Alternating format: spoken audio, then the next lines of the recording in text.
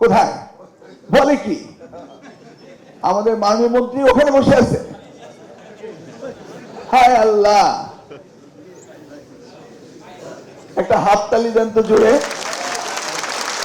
ইশরাক সাদিক হোসেন খোকা ভাইয়ের ছেলে, আমাদের প্রয়াত নেতা। খোকা ভাই একজন সাধারণ মাটির মানুষ ছিলেন।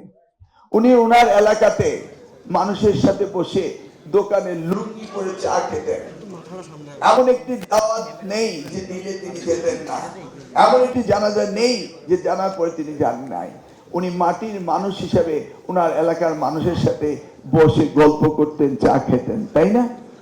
আজকে তারই প্রমাণ ইশরাক, আমাদের মাননীয় প্রতিমন্ত্রী, তিনি এসে ওখানে সাধারণ জনগণের সাথে বসে কথা শুনছিলেন।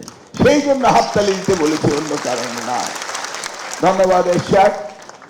সকলের সামনে এইভাবে আগামী দিনে উদাহরণ সৃষ্টি করবে আমাদের ইশরাক, এইটা আমরা চাই। আবার ইশরাক এসে ও দুটি কথা বলুক, আমি আর কথা বাড়াচ্ছি না। আমি বলছি যে আপনাদের বিরুদ্ধে সুনামও রয়েছে, দুর্নামও রয়েছে। দুর্নামগুলো আমরা ঘুচাতে চাই, সুনামগুলোকে আরো প্রতিষ্ঠিত করতে চাই। সরকার এবং আপনারা সকলে একসাথে কাজ করবেন এবং আগামী দিনে আমাদের যে কোনো শিক্ষা খাতে যে প্রকল্প রয়েছে, বিশেষ করে বই ছাপা, এটি সুন্দরভাবে আপনাদের উঠাতে হবে এবং সেইখানে যেন কোনো দুষ্কৃতি না থাকে।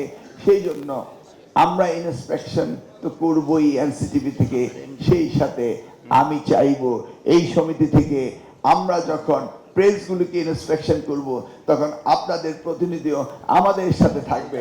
আমরা সকলে মিলে এই কাজ করব, কেউ কাউকে দোষারোপ করব না।